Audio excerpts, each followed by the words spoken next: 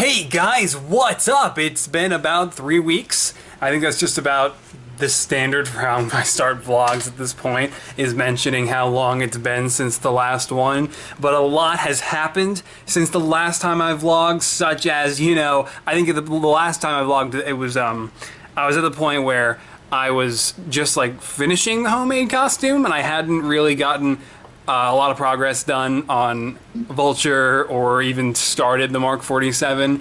And clearly a lot's changed in the past 3 weeks. Spider-Man Homecoming is now out. It just dropped last night and it was amazing. Absolutely fantastic film. We'll talk about it in non-spoilers and spoilers toward the end, to those of you who don't care what this guy has to say about the movie. But I do want to talk about my figures and a few more details that I don't think I really got to mention in the actual showcase. But I do have Joe here, 111 Brick Reviews 111. Say hello.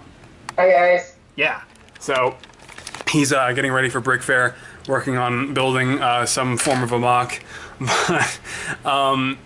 Yeah, so Spider-Man Homecoming, the showcase done, the figures done, everything has gone great, and oh my god, the comment section on the video has been craziness because of a giveaway that I'm doing that you might have heard about if you've seen the video already. And yeah, the comment section, I think there's like 2,500 comments right now because LEGO sent over four homecoming sets for me to give away. Can't even words anymore. But yeah, so the homemade costume, I mean, again, you've probably already seen the showcase. You don't really need to hear too much more about the figures. But this was, you know, a decision I made to make the homemade costume when the second trailer came out and realized just how much he was going to be in the homemade costume. But then I saw the film last night and I realized, okay, maybe he's not in the homemade costume as much as I thought, and it's more so just a third act thing because he was in the Stark Tech suit for most of the movie. So we're just gonna gloss over that and pretend like that was not the reason I really made the homemade suit. Maybe we can just say it's because I felt like it. That's a good excuse to use now.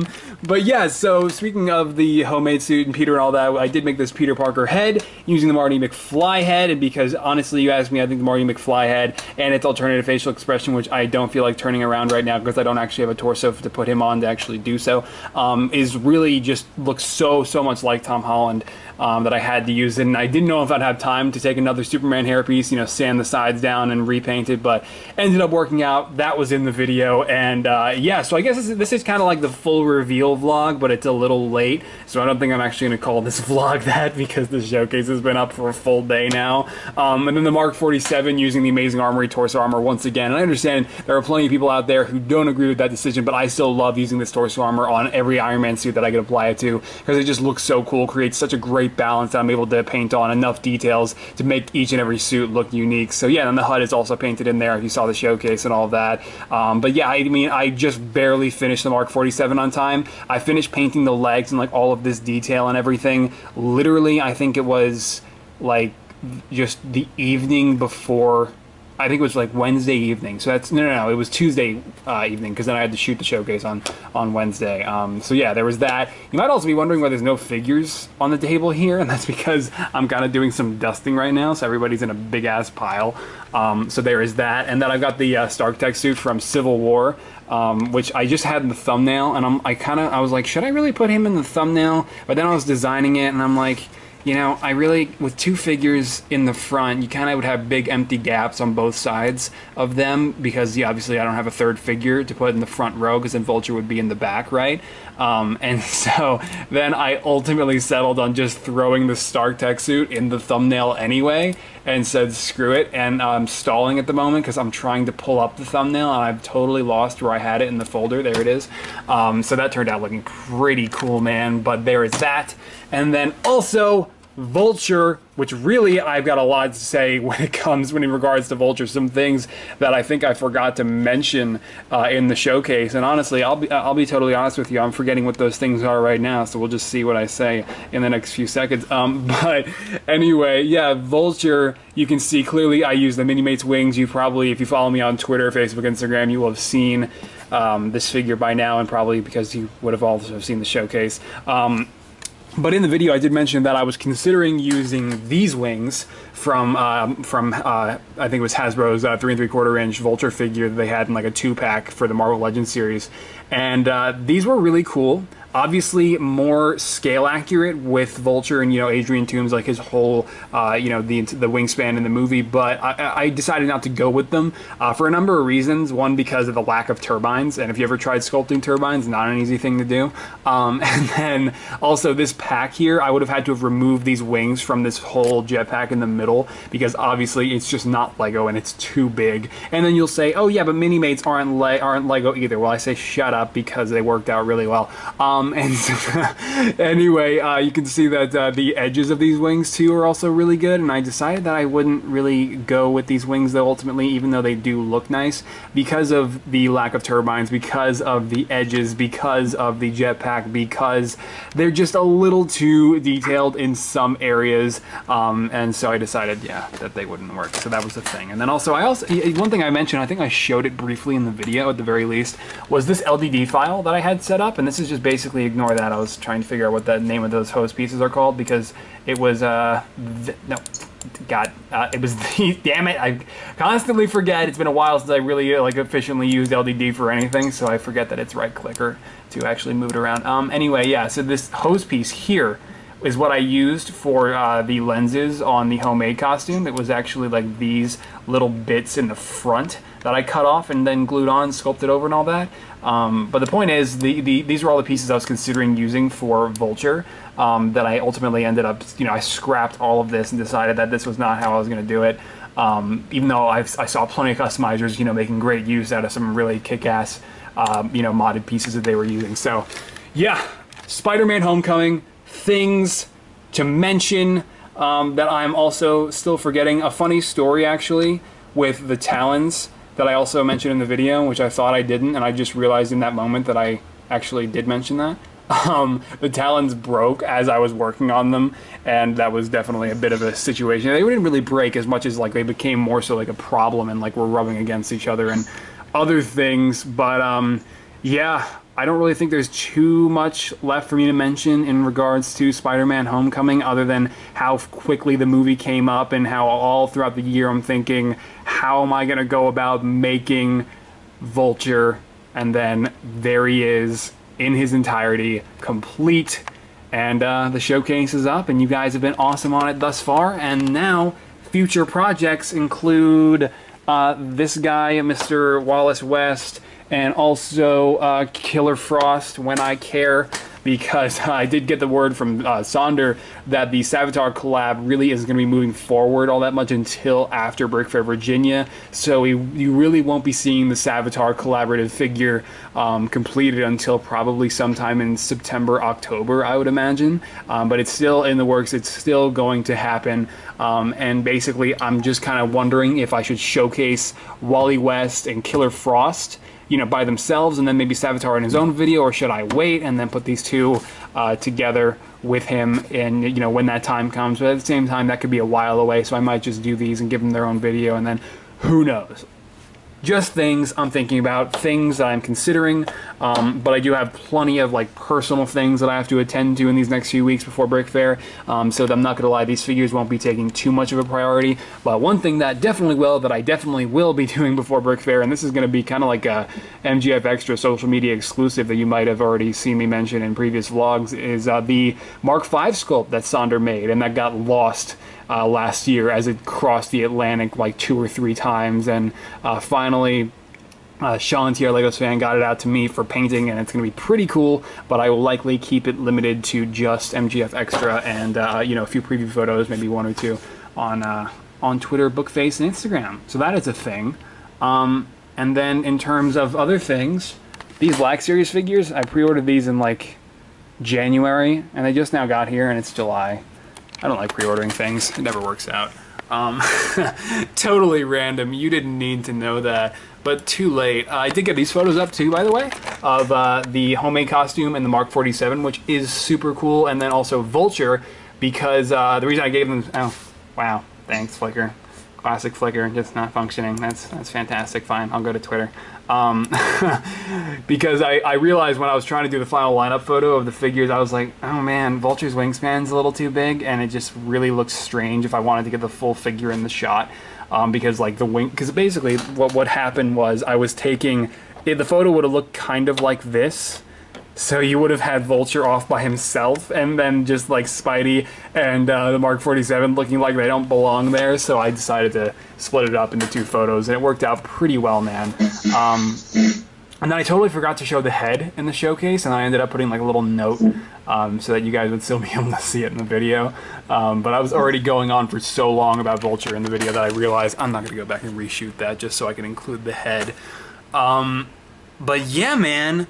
So, Spider-Man Homecoming, officially out. Saw it last night. Gonna go see it again tomorrow, probably. I don't know.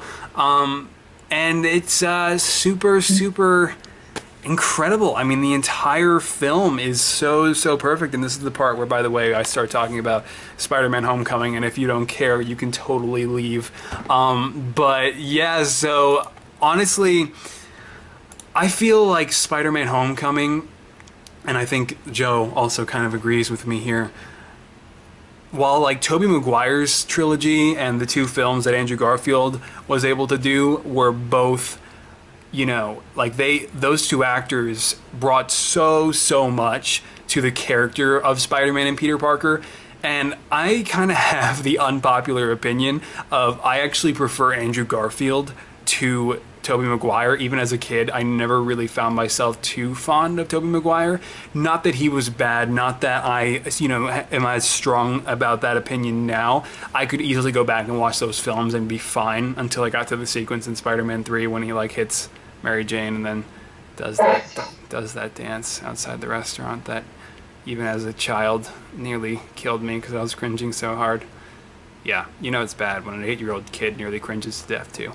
But yeah, I mean, I still think that despite, you know, the problems of the Tobey Maguire films and Andrew Garfield's films, those movies still had something, you know, those movies still had amazing scenes and sequences that Homecoming didn't, and vice versa, right? Because overall, like if we just take all Spider-Man movies up until this point and just lay them out, Spider-Man Homecoming is absolutely the best Spider-Man movie to date. I mean, without a doubt. But then, like I said, it's so rough comparing movies because obviously separate universes for one. But also because, like, for example, I have a hard time... I just had to catch myself. I almost spoiled something.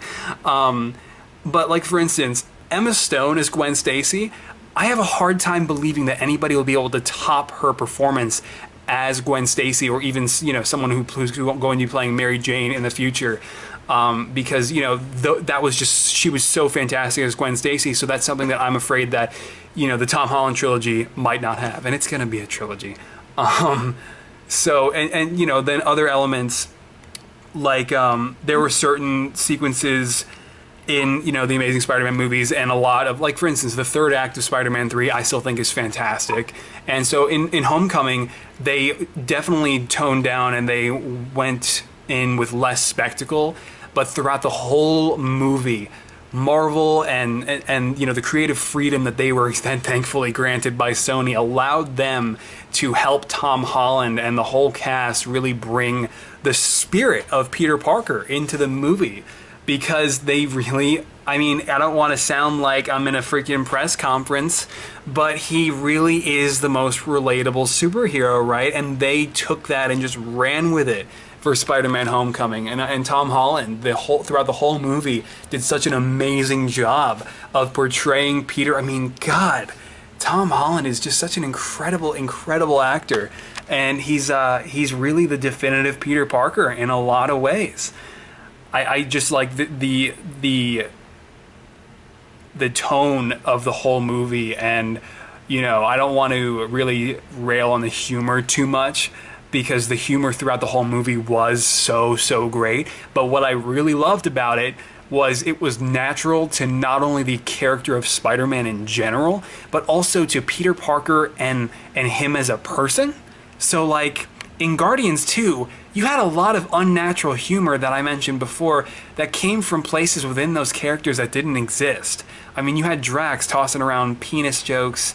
I mean, you had all kinds of different sequences in Guardians 2 that really kind of pulled you out of it because the humor was so unnatural from those characters, or at least I thought. And then you didn't have that in Homecoming, though. It was all supernatural and so perfectly woven into the narrative. And it just made for such a light-hearted movie through and through. And then Michael Keaton as the Vulture, oh my God. I mean, to say he's the best MCU villain to date would probably be an overstatement, but he is the best solo MCU villain since Loki. I mean, this is not Malekith or Caecilius or Ronan. I mean, they really gave him a story and a really incredible twist in the movie that I thought was perfect, that thankfully I didn't get spoiled for myself. I went into Homecoming without having anything spoiled, so that was awesome. That moment was not ruined, and you'll know that what that moment is when you see it in the film. So yeah, I'm so glad Michael Keaton came in to play Adrian Toomes as the Vulture, because he was just so perfect for it. And you know, I don't really take Michael Keaton as being the type of guy who would have done, you know, a role like the Vulture, so I'm really glad he sort of like stepped out of the box and went for it, because he's so perfect and such a great addition to the MCU. But yeah, I absolutely loved Adrian Toomes in this movie, and the Vulture was just so damn cool. And I'm really glad I was able to make the figure to the best of my ability, because it's one hell of an MCU villain that they got for Spider-Man: Homecoming, and in the form of Michael Keaton's performance. So yeah, and then all the other characters. Joe, do you agree with everything I'm saying? I'm not including Joe, man. No, you're saying everything that I have the same opinion on. Yeah. So yeah, but then in terms of like the rest of the characters, like you had Zendaya's character of Michelle.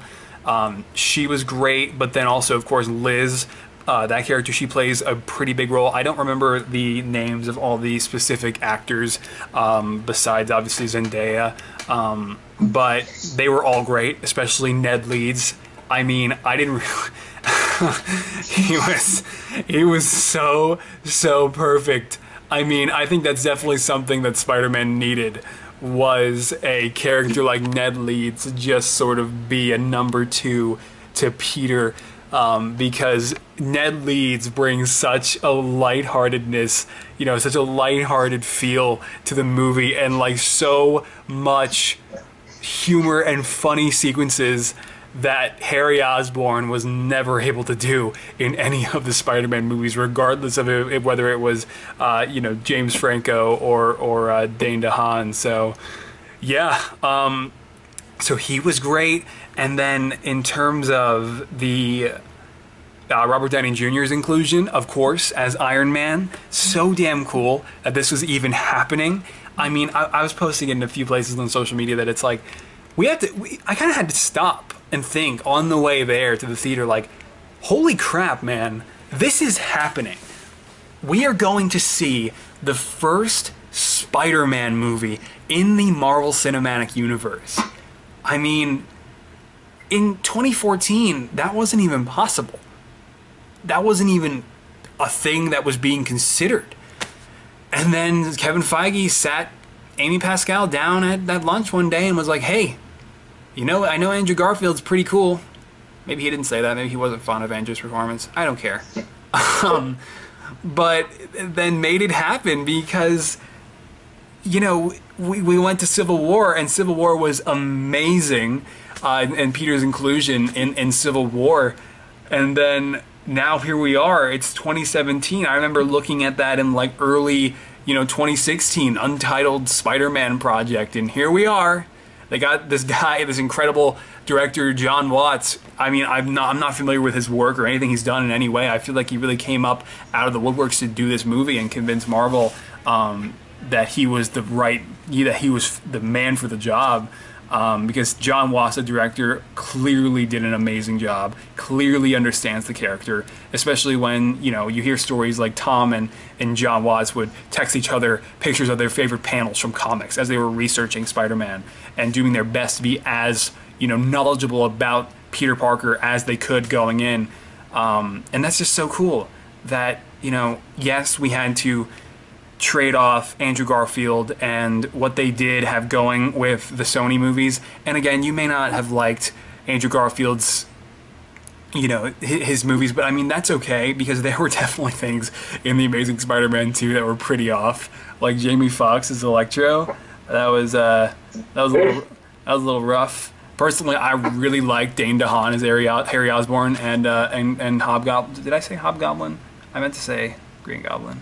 I forgot what we were referring to him as back in 2014, but I know we weren't like definitively referring to him as the Green Goblin because he wasn't Norman Osborn. And then, yeah, so I mean the Andrew Garfield Spider-Man movies, the Amazing Spider-Man movies, they did have problems, but I still think that Andrew Garfield was an amazing Peter Parker, an amazing Spider-Man. Gwen Stacy, Emma Stone was absolutely perfect, to the point where it's kind of like Robert Downey Jr., right, as Iron Man. Personally, and I've said this to all my friends numerous times, but not you guys, I would rather have no one play Iron Man ever again if it's not Robert Downey Jr. You know, if we can't have Robert Downey Jr., I would honestly rather have no Iron Man. If it can't be Emma Stone playing Gwen Stacy, and some of you might not agree, I would rather have no Gwen Stacy. It's kind of like Margot Robbie as Harley Quinn. Who's going to top that, you know?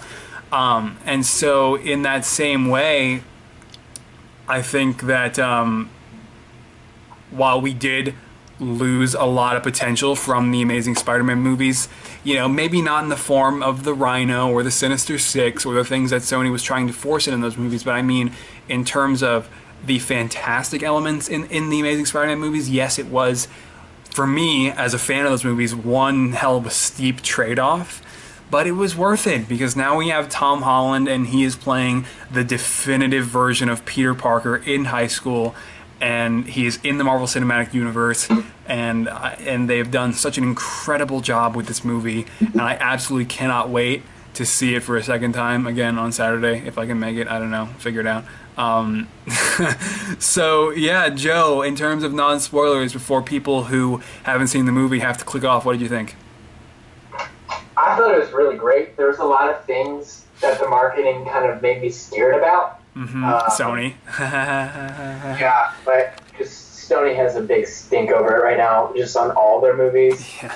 If you just look at everything they've done the past 5 years, it's just so that was a big fear. I was afraid that Iron Man was going to take over, but it was a really good balance. I was really curious if he was going to show up as a surprise in the third act or not. But if you're worried about that, it was a great balance. Yeah, no, I mean, Tony Stark and Iron Man, he's in the movie for what, 10 minutes in total? Not even? Yeah, he was definitely a marketing play, but especially when that first shot from the very first trailer wasn't even included of them like going through the streets of Queens, you know, flying through. You know, it's just a really great chapter in the MCU book. They definitely remind you that this is in the MCU. Yeah, I mean, oh yeah, so much connected tissue in this movie. And yeah, I mean, on that note, we'll just go right into spoilers. So anybody who hasn't seen Homecoming, this is the part where you would click off. Okay, quick hard cut, because my mom just totally forgot I was vlogging, and so now it's several hours later. And yeah, she basically came out with the full stampede of pups. And Toddy, why are you digging into the couch, buddy? Anyway, so yeah, spoilers for Spider-Man Homecoming. I think, God, where to start? Well, I guess we'll just leading right into the Avengers stuff from at the beginning, which confused me. It was awesome, but it was confusing because they showed the damage to Avengers Tower and then that whole building right next to it where Hulk punched Thor and they finally took down the giant Chitauri ship thing that I forgot the name of off the top of my head. It's been a few years. So yeah, that was really, really cool. I love that. But then what really confused me was the time jump. because to my knowledge, and by the way, Nick has joined us, Epic Nick 100. He is here now. Nick, say hello. Hi. Yeah. And Joe's still here. But, Hi. yeah, it's been 8 years, they said, in the time jump. And I'm like, that was in 2012. And then a lot of the MCU, up until, like, Guardians 2 was taking place in real time, from what we understood. Because we know Guardians 2 was only 2 months after the sequel, so that was in 2014. We know Homecoming is only 2 months after Civil War. Because they do a 2-month jump cut, so Homecoming is actually taking place in 2016. If the MCU is even taking place in real time, that one little bit of text that says 8 years later, I'm like, no, it hasn't been 8 years, not from what we've been told. So I was kind of confused by that. Maybe some of you guys can explain down in the comments, but Nick, Joe, I don't think. I mean, see, I actually know the power. Yeah. Okay. Anyway, something about that though too that did also confuse me, because I'm not sure if the Avengers took place in 2012, because I'm pretty sure it did. But they also kind of did that in Guardians 2, because they did the flashback in 1980, and Peter Quill was kidnapped by the Ravagers in 1986, and I'm pretty sure that in that flashback, Peter was not 6 years old. He was like 9. Gosh damn it. So if I don't even know. Okay. Hold on. Sorry, okay, I'm coming back. Sorry, guys, I had to close the laundry room door. It was, like, excessively loud and kind of bothering me. And the washer itself was kind of in front of the door, so I just had to move an appliance. Still rolling? Yeah, no, we're still going. Okay. Yeah, so, but, like, pretty much like what I said, though, is just, like, I don't know. I think they need to kind of get back on track and kind of really think about it next time they decide to do a time jump, because the flashback in Guardians Volume 2 was kind of weird. Yeah, because Peter Quill's 9 years old in the beginning of the first Guardians movie, where he gets kidnapped out of Earth, like gets taken away from Earth and all that stuff, because he was like 9 or 10 years old, not like 6. We're talking about Spider-Man. But yeah, I know, but I'm just saying though that same thing kind of happened in Guardians Volume 2. Yeah, and it happened I again. get it.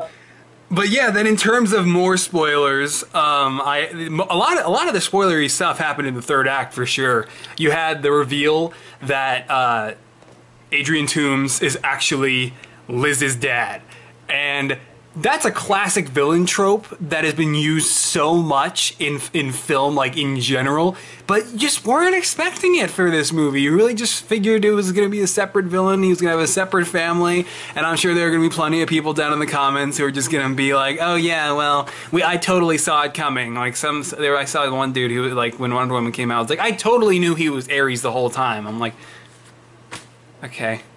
So I love that twist, and I'm so glad it didn't get spoiled for me. Nothing got spoiled while going into the movie, which was surprising. I managed to stay clear. But then after that, of course, you had, at the very end of the movie, I loved that they did not kill the Vulture. Adrian Toomes is still alive. And even though I don't really take Michael Keaton as being a guy who would come back for a sequel, depending on how we'd have to hope that he'd think it over and realize that it would be totally awesome to have him back if they ever do Sinister Six successfully. Sinister Six successfully. That's a tongue twister. 5 times fast. So I mean, yeah, I'd love for that to happen, and maybe, but now he's kind of understands that he was kind of going insane, and that's why he stopped when Peter saved his life at the end, and he realized that he needed to stop and finally surrender. I like how we didn't rat out Peter's. Yeah, to Scorpion. Scorpion was apparently the villain he was talking to. They gave you no indication that that's who that was. I mean, unless you're a hardcore comic book fan and you knew exactly. Tattoo on his neck. Was there? Yeah. Oh, I didn't even notice there was a tattoo of a scorpion on his neck. Yeah, scorpion. Oh, well, I don't care. So that was kind of cool, but I mean, I'm not exactly like jumping up and down over Scorpion being like a new Spider-Man villain. It's cool because we haven't seen him on screen before, so this gives us potential. that didn't get me excited. It really didn't. I don't really care about Scorpion, if I'm honest. And then the final post-credit scene with Chris Evans putting the original Avengers suit back on. It was great that he did it in those gym videos, and then he's like, "You're gym teacher," and like in the video he points this way, and the gym teacher's on this side smiling. I love that, and I just love that Chris Evans did those videos, and then they had him do the post-credit scene. And it's like the whole thing about patience and how you can wait for something for so long, and then have it just be so disappointing. And it's like, it was about time Marvel did something like that, I thought. Yeah. And then in terms of other spoilers, I freaking loved when Peter finally goes back to Avengers HQ, and then Tony's giving him the rundown. "Sorry I took away your suit." Tony's so proud of him.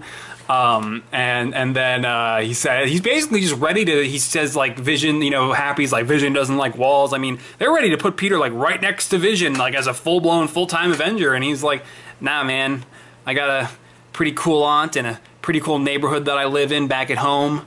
And so he turns Tony down. And I love the chemistry in that moment between them. And like Tony finally is just like, "I need a yes or a no," and he's like, "No." Tom Holland and Robert Downey Jr. together were so great in their scenes together. My God. So there was that. And then, of course, he walks into the room, says that there are 50 reporters outside. They do the whole Iron Spider suit thing. And is it the Iron Spider suit? Is it not? I like to think it is. To be honest, it's like I think it's like a reimagining, but it's definitely inspired by it. It was clearly made of the same titanium alloy that Tony's suits are made out of. It looked like the Iron Spider suit to me, with or without the giant thing on the back. It's the MCU's version of the Iron Spider suit. Yeah, and so Peter turning it down, obviously that's fine. He'll put it on for Infinity War. He's going to need it when Thanos shows up. So he'll come back and put that suit on eventually, no doubt. But then the best, though, was when Pepper actually shows up after Peter walks away. I would have loved for Peter to have met Pepper.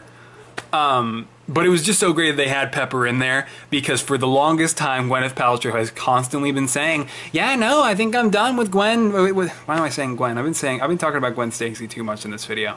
Yeah, no, I'm done with Pepper. I'm not going to be playing Pepper anymore. I don't think, I think that Iron Man 3 was it, and then in Age of Ultron and Civil War, they kept writing new lines of dialogue as to why Pepper wasn't there, which they could only do for so long, and then finally Gwyneth Paltrow shows up and reveals to everybody that either Marvel just hired her last minute to come back to play Pepper in that scene, or that she's just been lying.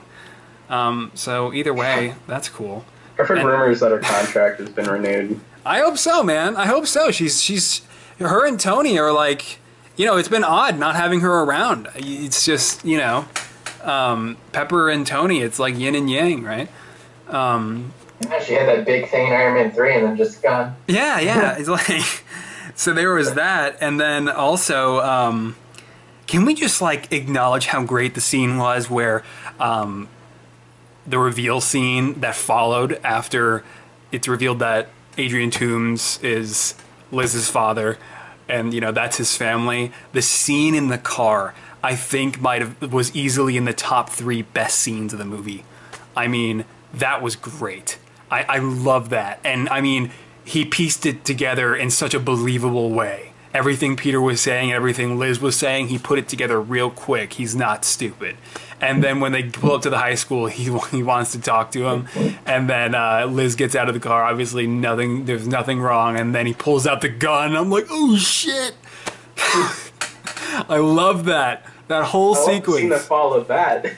Yeah, and when he when Peter then goes into the high school, and obviously his suit's been since taken away by Tony, because he totally walked into that fairy setup. And then I loved what he said to Liz, and that he didn't just run off. He at least said, "You don't deserve this," and then took off. Because yeah, I mean, it's like in those moments. In so many films and TV, you're left wondering, why didn't this character just say this in that moment? It would have completely diffused the situation. But of course, in various those shows and movies that I'm indirectly referring to, maybe you can reason that those characters weren't thinking about it in the moment. But I love that Peter did, and that he did at least say that before taking off. And then it was really cool how his homemade costume was under a locker in the school collecting dust and dirt. So that was, I love that. And then he had like more like the chemicals that make webs, which apparently are very accessible because he was able to just make some in class. So I love that. And then I loved how the Death Star had a recurring role, the Lego Death Star. I mean, right in the beginning of the movie, like he got the Death Star and you want to build it tonight, and then of course, you know, he drops it when he finds out Peter is Spider-Man, and then they're building it again, and he for whatever reason has it in the school at one point, and I'm like, all right, now he's just taking the freaking Lego Death Star, just lugging it around to school, I guess. That's the new thing. $500 one, mind you. Yeah, where did Ned Leeds get an extra $500 to drop? I mean, I guess maybe he was saving up. That's a big set to lug around. Yeah, so I'm like, how did he get it back to the school? Like, did Peter bring it there? I was like, what? So there was that. And then we also got to talk about some of the other MCU references and things they did. Of course, Tony selling Avengers Tower, I thought was fine. But I'm like, man, that sucks, though, at the same time, because Avengers Tower is way cooler than Avengers HQ. Sorry, but it is. And then I'm like, who the hell's buying that building? Because they're buying the same building where, like, the first artificially intelligent friggin' robots, you know, were created, and one of which was simply an android, friggin' Vision. So I wonder if that raises the value of the Avengers Tower at all. Probably does. And also, it was the friggin' tower where the freaking beam in the sky was being originated from, the freaking beam that was creating the world's first alien, you know, first contact situation. Like, all those events must, like, they gotta, like, make a museum out of that tower, right? They're not just gonna, like, fill it with offices. Whoever's buying it. None of this is important. What is important, though, referring more back to the Age of Ultron, you had Adrian Toomes using a weapon that was apparently crafted for... actually, no, I think it was Shocker had an Ultron drone blaster, which was pretty cool. So there was that. But then also, later on, you see various tech that we have not seen in the MCU, like not even in Agents of S.H.I.E.L.D., where like there are these little cubes that they're just like throwing against surfaces, and then even Vulture does it to at the top of a truck, just throws it down, and it just creates, you can just phase through whatever wall or surface it is. Like, all right, that's new. Can't just do that. And I'm thinking, Doctor Strange, nope, you gotta have at least like a sling ring, and you have to have mastered the mystic arts to do that. So that's some kind of new tech. And then you had something else. So yeah, the first Shocker guy, who's just kind of like a quick little like side character that Adrian Toomes just freaking incinerates. I was like, he meant to use the anti-gravity gun. I was like, no, he didn't. He constantly kept saying, like, he was like, that guy was ready to rat him out, and he basically said he can't have that. I'm pretty sure he wanted to kill him. But I was kind of also like, where was that tech? Like, that's all new. There's clearly a lot of stuff going on in the MCU that we have not seen yet. I mean, these people are like reverse engineering a lot of the Jatari tech to do some crazy stuff, if that's even the case. Yeah. I thought it was also kind of cool, like towards the end when the plane is taking off from Avengers Tower, and Happy was kind of like going over all the stuff that's being shipped out, like what is it, the remains of the Hulkbuster armor. Yeah, Thor's magic belt. I'm like, oh, we're Infinity War references. Cap's new shield. Yeah, I mean, you got like Cap and the rest of his team like kind of doing the Secret Avengers thing right now. And I like to think that Tony is sending care packages when he can, and maybe that comes in the form of a new prototype shield. Because I don't care what anyone says. By the end of Civil War, Steve and Tony are good. I mean, the rest of Team Cap probably hates Tony's guts right now. I think Sam Falcon doesn't. I don't think. Well, Sam might be all right too, but I think Wanda, you know, Scott Lang, I don't really think he cares. But then Hawkeye, you know, Clint especially, oof, not good, man. But then when Peter gets stuck in that super cool looking storage facility for the Department of Damage Control, he's going through the bag of stuff that Vulture was trying to steal out of that truck, which is now in the storage place, right? And Ultron head. And that wasn't like an Ultron drone head. That was one of Ultron's heads, like one that he would have used, and he only built so many bodies for himself. I'm like, Peter just tosses that aside. Like, it's nothing. That Like- scene was probably one of my favorites of the whole movie. Like, the whole time he's trapped in that Yeah, bunker. and then he realizes it's only been 37 minutes and finally just hacks Hey, his how way long out has of it there. been? 37 minutes. Oh, What? man. And I loved all the stuff of Peter just basically like being a freaking cosplayer in his neighborhood. Like, it's almost like he doesn't feel like legit Spider-Man. He just feels like friendly neighborhood Spider-Man, right? Because he's just getting into arguments with, like, just the locals. I thought that was hilarious. You know, just the people... Like, This and then, lady bought me a churro because I helped her out. yeah, and then Stan Lee just, like, pops out of a freaking window and starts talking about someone's wife. I'm like, that's hilarious. Speaking of Stan Lee's wife, God, that happened. His wife passed away, if you don't know. Just... Yesterday, I think. yeah. I mean, it would have been the day before yesterday because I'm posting this vlog my tomorrow. That That's horrible. When I was That going through sucks. Twitter waiting for the end credit scene, like I saw that, and at first I saw Stan Lee and like everyone being sad. I was like, oh no. And Yeah. I saw his wife, and I'm like, oh. I mean, damn, they were married for so long. My God, a lifetime between the two of them, and it just it sucks. Speaking of more death, Dave Filoni posted this whole thing. This is totally off topic. That Ahsoka might have died, and she actually had a conversation with the Bendu before going to face Vader / Anakin. That's pretty cool. I saw that on the timeline. I did see that one. Yeah, not relevant. Homecoming. What? But in terms of other things, spoiler related that we're probably forgetting. I don't know. You guys got anything else? I kind of wish Shocker had a mask. That would have been cool if they wrote that into the narrative. If I could say something, I really liked Ned's character a lot. Oh, Ned Leeds. Yeah, we gotta talk about Ned. He's like the perfect side character. Dude, he's so good. He had so The guy many in the great scenes chair. and lines. The web shooters. I mean, I think the chemistry And between then- him and Tom Holland was really good. it's perfect. And then like when they're in the gym and Liz is like expressing, you know, how she likes Spider-Man, and then Ned just blurts out, "Peter knows Spider-Man." I'm like, oh my God, Would have punched him right there. that was so good. Man. Ned Leeds was perfect. That dude, oh my God, absolutely loved him as And then Ned at the Leeds. end, when he gets caught by the teacher in the library, he's like, "What are you doing? I'm watching porn." It's just such a spur of the moment thing too. Where it's just like he clearly couldn't think of anything else to say. And I was like, oh my God. And the ending with Aunt May, gotta mention that. When she finds out that he's Peter. Or Spider-Man. That she's Spider. that he's Same Spider- thing. Look, man. What the F? Yeah. I love that. So, that was a fantastic ending. Freaking great. I mean, they're I think just... it's safe to say, though, I think Sony definitely made a good choice back in 2015 Yeah, man. to share the rights I think- with Disney I think I because s- yeah. this movie was... I think I said This that, movie was you know, in amazing. this vlog already. It's just crazy that this even happened to begin with, because a few years ago this was not even possible. Not possible, yeah. No. And then Amy Pascal was finally like, hey, maybe I should listen to this guy. He seems smart, and maybe I don't know anything about these characters, and it's probably a great idea. Sure. I may or may not have made Yeah, a maybe skit you should about just listen that. to Disney and Marvel and not attempt to make shitty spin-offs.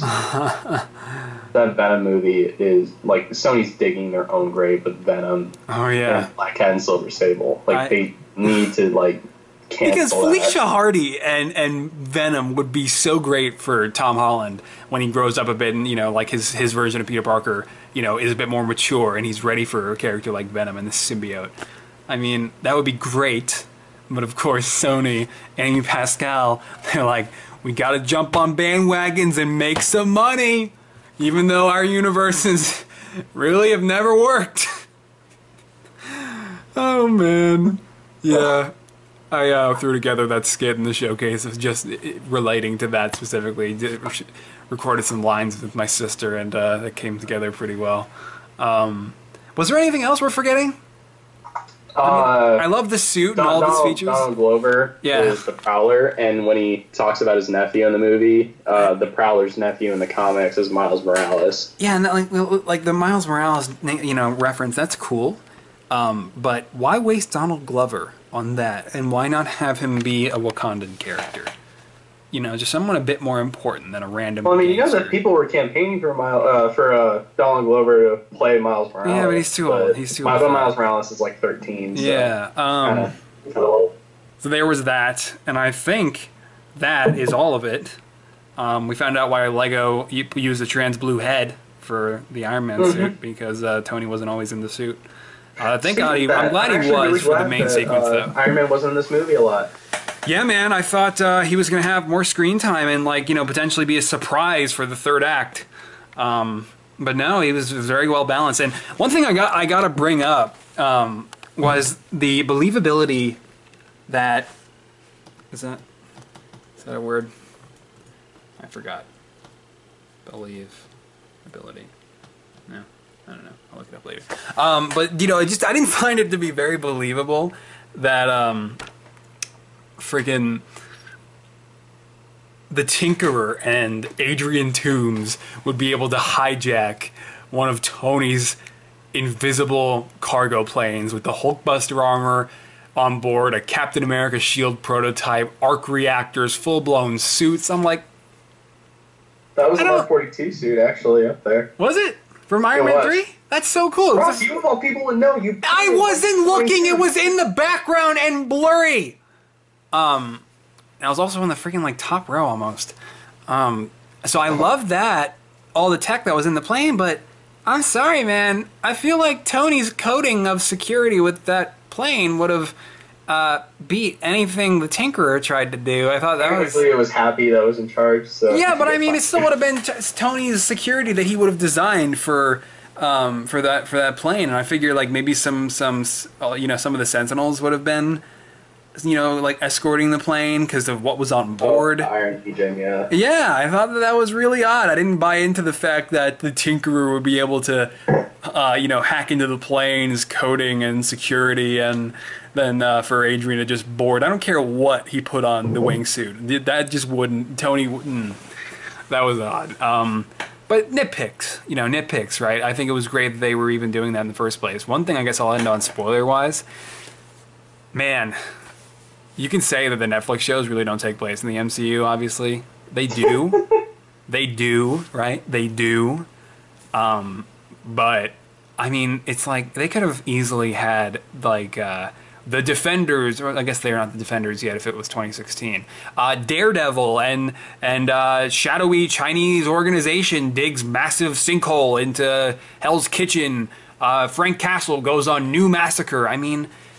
Daredevil Season 2 was early 2016. This was way after that. I mean, you could have had anything, any number of things relating to the Defenders, you know, the Netflix characters, Daredevil and Punisher, at the very least, be referenced on some local news, and then maybe Peter just walks by and shuts the TV off. No problem. You don't show anyone. You just have a couple name drops, and it's fine, and we know everyone's in the same universe, and it's great.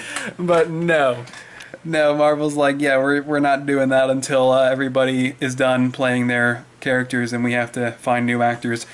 This is going to go on for too long, so I should probably cut it off now. I think that covers most of the spoilery things relating to Spider-Man Homecoming. Overall, an incredible film. They capture the heart of Peter Parker perfectly. You could not ask for more when capturing the spirit of Spider-Man. They really pulled it off. I'm so glad Sony didn't, you know, really stick their fingers in the movie too much. You know, they were very hands-off, clearly, giving Marvel as much creative control as possible. Now with the marketing, that had Sony all over it. I'm pretty sure Sony was dealing out distribution because those TV spots were getting a little in-depth. But I thoroughly enjoyed Spider-Man Homecoming as, I mean, kind of our final big movie for the summer, you know, for comic book movie-wise. That was it. And now we wait for November. 4 down, 2 to go. Yeah, it's going to be a lot of figures. Oh my god. Thor Ragnarok and Justice League in the same month. Defenders right before that. Battlefront 2. Someone help. It's all going to be fun. But I've got things to attend to, such as going to the bathroom in a second, and I think that's about it. So, Nick, Joe, final thoughts on Homecoming for the people that have yet to click off this vlog. I'll let Joe go first. Go see it. Yeah, there you go. It was it's definitely a good movie. If you're one of those people that thinks that Spider-Man 2 is the best movie, I'm not one of I'd those. say to an extent you still might be right, but I think Homecoming is just as good. But in my opinion, I enjoyed it more than Spider-Man 2. I barely remember Spider-Man 2, so I can't draw any comparisons. But on other that, than that, though, I thought it was perfect. yeah, absolutely perfect for the first Spider-Man movie. I think it was fantastic. And, yeah, so glad these guys are done too. It's pretty awesome. And I know I gotta get back to dusting, so I'm gonna go. I'll catch you guys later. Thanks for sticking around. All right, hopefully next time I vlog, it won't have been a month. Okay, bye. Nick, Joe, say bye. Bye. Bye. Okay.